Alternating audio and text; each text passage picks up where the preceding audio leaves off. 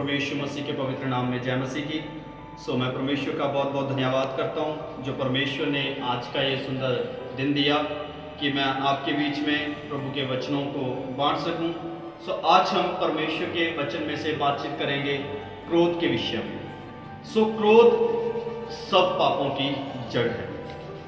ये क्रोध बुराई में हमें बहुत आय तक धकेल सकता है, क्रोध हमें पाप में खींच सकता है और क्रोध हमें हर प्रकार से बुराई में पापों में खींचकर हमें परमेश्वर से दूर लेकर जा सकता है। आज हम परमेश्वर के वचन में से 3 प्रकार के क्रोध के विषय में देखेंगे।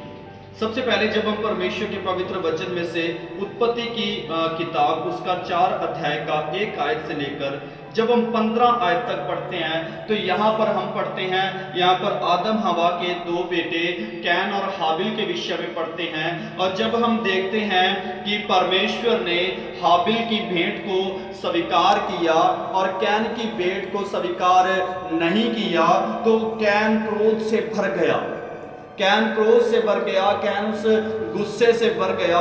और जब वो कैन का गुस्सा इतना ज्यादा बढ़ गया कि उसका गुस्सा, उसका वो क्रोध पाप बन गया। Hallelujah, hallelujah. जब हम देखते हैं कि जब कैन का गुस्सा क्रोध बन गया और उसका क्रोध जो था पाप बन गया तो उस पाप उस पर प्रभुता करने के लिए तैयार हो बैठा। लेकिन परमेश्वर ने उसे कहा था कि पाप तेरी लालसा में द्वार पर खड़ा है और तुझे उस पर प्रभुता करनी है, यानी तुझे पाप पर विजय हासिल करनी है, तुझे पाप पर जीत हासिल करनी है। लेकिन कैन क्रोध से इतना भर चुका था, पाप से इतना भर चुका था कि वो पाप पर प्रभुता नहीं कर पाया। लेकिन पाप ने कैन पर प्रभुता कर ली और उसमें इतना गुस्सा, इतना पाप समा गया कि उसने अपने ही भाई को पत्थर मारकर उसे मार दिया गया। हालेलुया। जब हम परमेश्वर के वचन में से देखते हैं तो उसने क्या किया, क्रोध में आकर पाप से भर गया और उसने अपने ही भाई को मार दिया, जिसके कारण उसके लिए भूमि श्रापित बनी और वो श्रापित हो गया।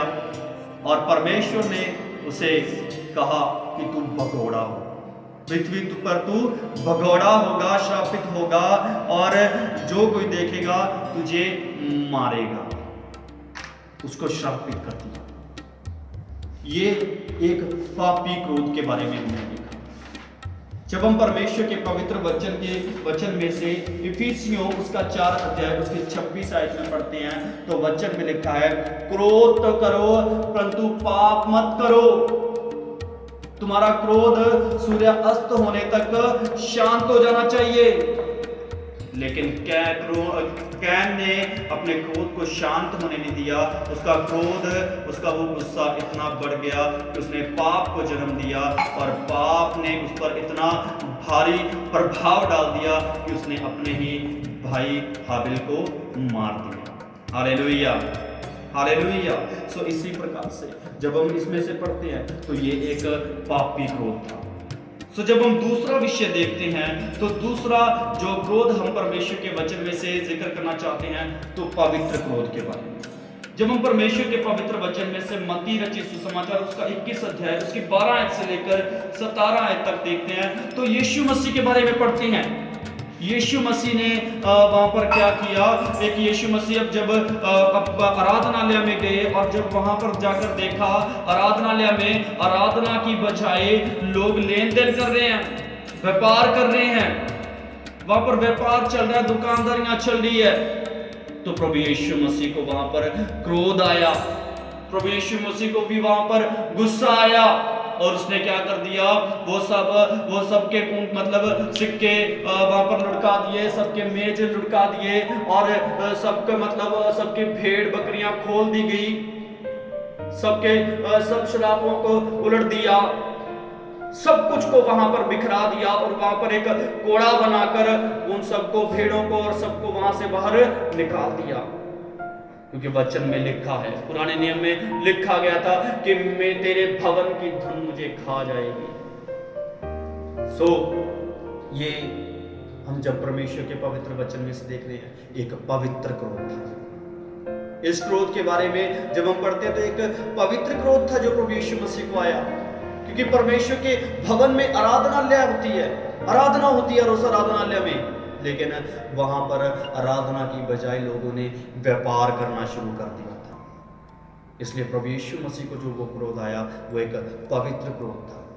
और जब हम परमेश्वर के पवित्र वचन पुराने नियम में पढ़ते हैं तो परमेश्वर के वचन में भी लिखा है कि जो बाप अपने बेटे पर छड़ी नहीं चलाता उससे बैर रखता है। जो बाप अपने बेटे को सुधारने के लिए उसे छड़ी लगाता है या उसे मारता है या उसे डांटता फटकारता है तो वो उससे प्रेम करता है।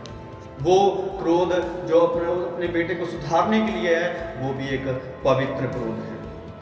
सो हम अपनी जिंदगी में सोचें कि हमें उस पापी क्रोध के साथ जीना है या हमें उस पवित्र क्रोध के साथ जीना है।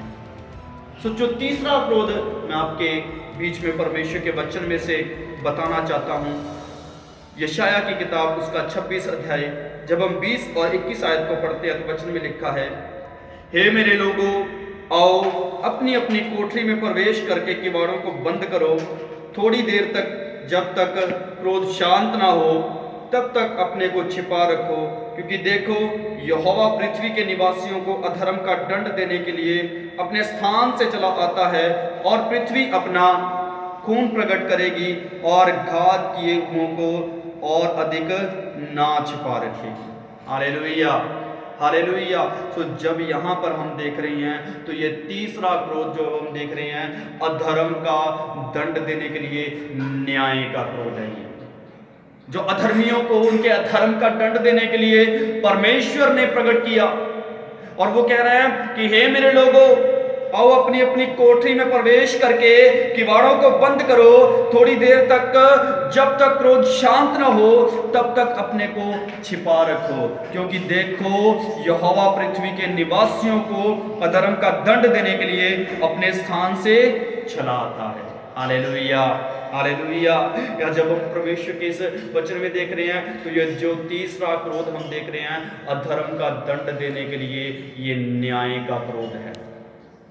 जो न्याय का क्रोध है ताकि वो न्याय के प्रति सब पापियों को, सब अधर्मियों को उनका दंड दे सके। हालेलुया। सो आज हम किस क्रोध में जीना चाहते हैं?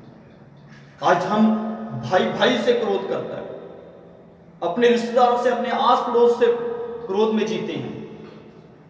वचन कहता है जब हम मत्ती की अंजील उसका 5:22 में पढ़ते हैं कि जो अपने भाई से क्रोध करता है वो कचहरी में दंड के योग्य है। वचन कहता है कि क्रोध तो करो लेकिन पाप मत करो। क्या हम भी उस कैन के मानद पापी क्रोध में होकर अपने भाई तक का कत्ल करने के लिए जा रहे हैं? वचन तो कहता है कि जब तू भेंट चढ़ाने के लिए जाए और तुझे आए कि तेरे भाई के प्रति तेरे मन में कुछ है तो भेंट छोड़, अपने भाई से जाकर मेल मिलाप कर, तो भेंट चढ़ा, तब आकर भेंट चढ़ा। और दूसरा जब हमने पढ़ा तो एक पवित्र क्रोध के बारे में पढ़ा जो प्रभु यीशु मसीह को आया, वो परमेश्वर के भवन में जब वहां पर जब आराधना की बजाय वहां पर व्यापार हो रहा था। तीसरा क्रोध जब हम परमेश्वर के पवित्र वचन में से देखा है, एक अधर्म का दंड देने के लिए न्याय का क्रोध जो परमेश्वर आज के दिनों में भी कर रहा है। आज भी जो ये महामारी फैली हुई है, ये भी उस अधर्म का दंड देने के लिए न्याय का क्रोध है। परमेश्वर का पवित्र वचन कहता है, जब हम भजन संहिता 91 पढ़ते हैं कि जो परम प्रधान के छाए हुए स्थान में बैठा रहे वह सर्वशक्तिमान की छाया में ठिकाना पाएगा। कह रहा वह तुझे पहेलियों के जाल से और महामारी से बचाएगा, वह तुझे अपने पंखों की आड़ में ले लेगा और तू उसके परों के नीचे शरण पाएगा। कह रहा तेरे निकट 1000 और तेरी दाहिनी ओर 10,000 गिरेंगे परंतु वह तेरे पास ना आएगा। आज हम परमेश्वर की हजूरी में परमेश्वर को अपना शरण स्थान बनाएंगे और अब परमेश्वर को अपना शरण स्थान बनाकर अपने आप को उसकी शरण में सौंपेंगे तो परमेश्वर अवश्य हमें बचाएगा। और इस महामारी में, इस संकट में पड़ने नहीं देता। इसलिए परमेश्वर की हजूरी में जब हम परमेश्वर के पवित्र वचन में से पढ़ा कि हे मेरे लोगों, द्वार बंद करो, अपनी कोठरी में जाओ और तब तक थोड़ी देर तक, जब तक रोज शांत न हो जाए तब तक अपने को छिपा रखो, क्योंकि देखो यहोवा पृथ्वी के निवासियों को अधर्म का दंड देने के लिए अपने स्थान से चला आता है। आइए अपनी आंखों को बंद करेंगे, सरों को झुकाएंगे, प्रार्थना करेंगे खुदावन परमेश्वर की हजूरी में। Hallelujah, hallelujah, hallelujah, hallelujah, hallelujah. ऐ मेरे सामर्थी, मेहरबान, पवित्र, प्रेमी पिता परमेश्वर, प्रार्थना करते हैं प्रभु जी, आज खुदावंदा इस वचन के लिए प्रभु तेरा धन्यवाद करते जो आपने अपने वचनों के द्वारा हमसे बातचीत की। पिता परमेश्वर, तेरा वचन हम सब जिंदगियों के लिए आशीष का कारण बन जाए पिता, और यीशु हमें अपने पाक पवित्र लहू में छिपा ले, हर महामारी से, हर बीमारी से, हर भूत दुर्बलता छुटकारा दे, चंगाई और आशीष दे, ताकि हम तेरी आत्मा, तेरी शक्ति, तेरी सामर्थ से भरकर पिता तेरी सेवा के लिए इस्तेमाल की जाए। तेरा यह वचन हम सबों के लिए आशीष का काम करे। धन्यवाद के साथ साथ प्रार्थना खुदावन यीशु के नाम से, आमीन, आमीन, हालेलुया। धन्यवाद।